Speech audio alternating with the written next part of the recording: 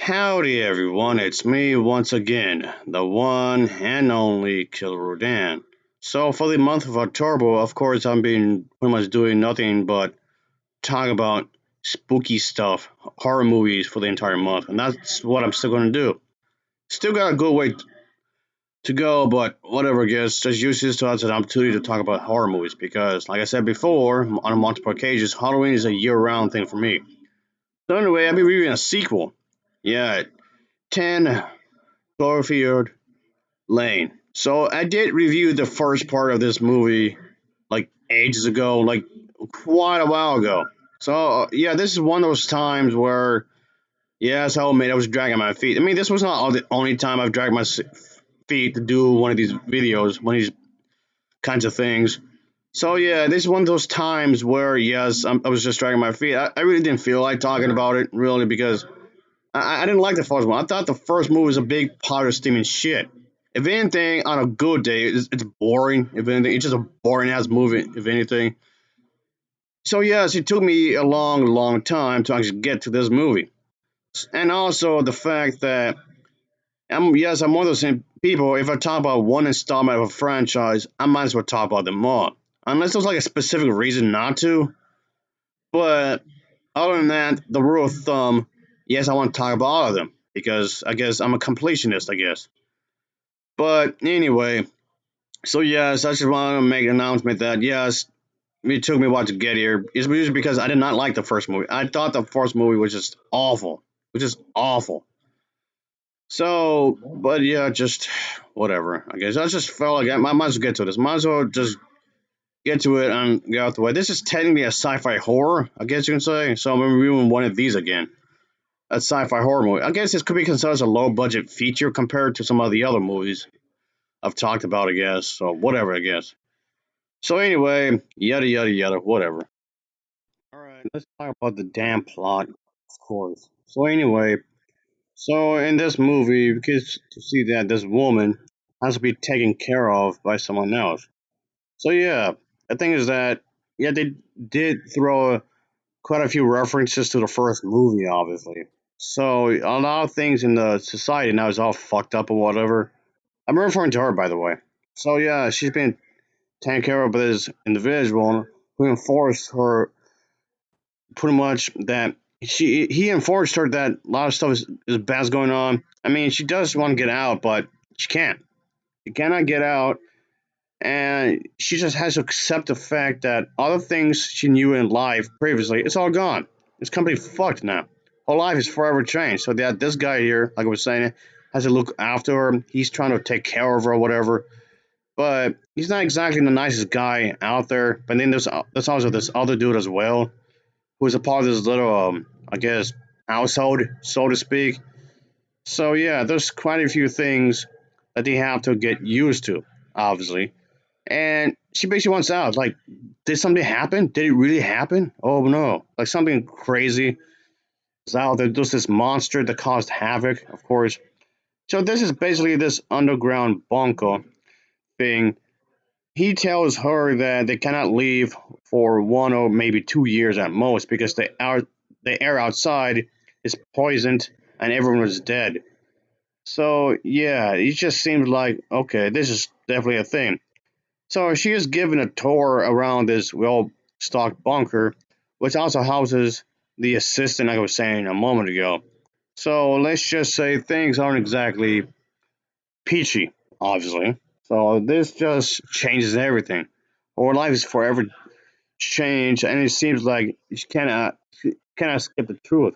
But this young woman is held in this underground bunker by this man who insists that a hostile event has left the world surface of the Earth uninhabitable, of course, and whatnot. So yeah, it's pretty wild. I guess you can say it's pretty wild that this is a thing. It happened.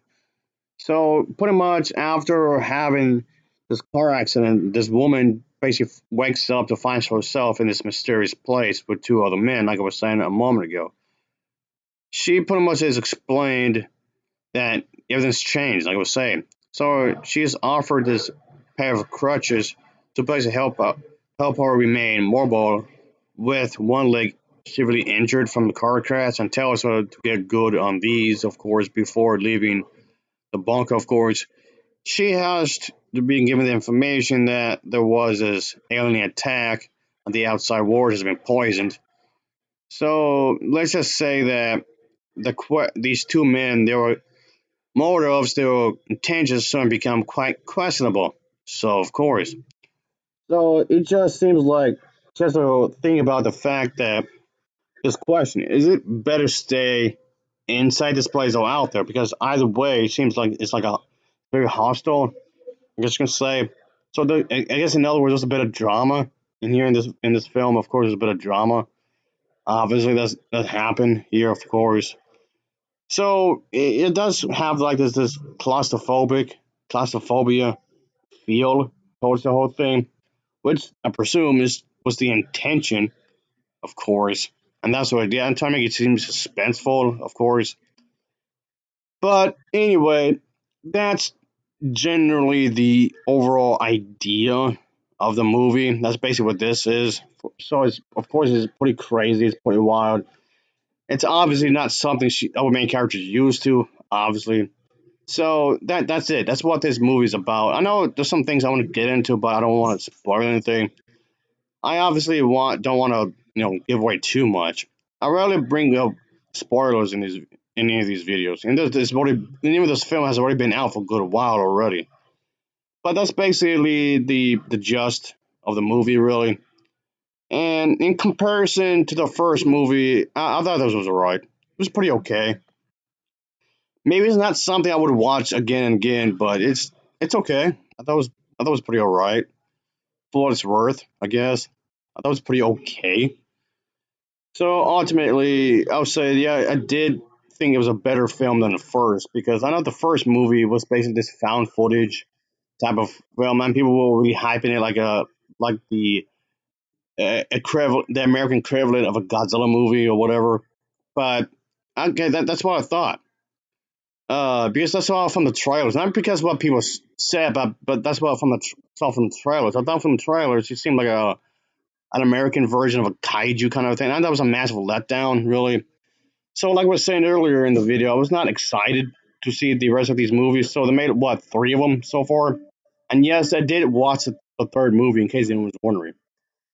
But yeah, all in all, I just thought I'll just cover this real quick, and nothing was pretty alright, I guess. I can see what they were trying to do with the actors and the actresses, of course, and trying to have a shared universe with the first movie. So yeah, if I have any real issues, is that the the final last bit, like the last act of the movie, the third act of the film, does feel quite a bit rushed. It felt pretty rushed towards the end of the movie. If you had like any major complaints really for the film, like any actual genuine criticism, it's like towards the end of it felt really rushed, which just brought it down a little bit for me, folks. If I had to say anything about that, of course. But I know they're trying to keep it suspenseful in some ways, and with a very small cast of crew and whatnot. Because you do have to keep in mind, like I said earlier, it's not a whole lot of money that was spent on this. So of course the production costs are not going to be exactly huge here. But yeah, like I said before, it's alright.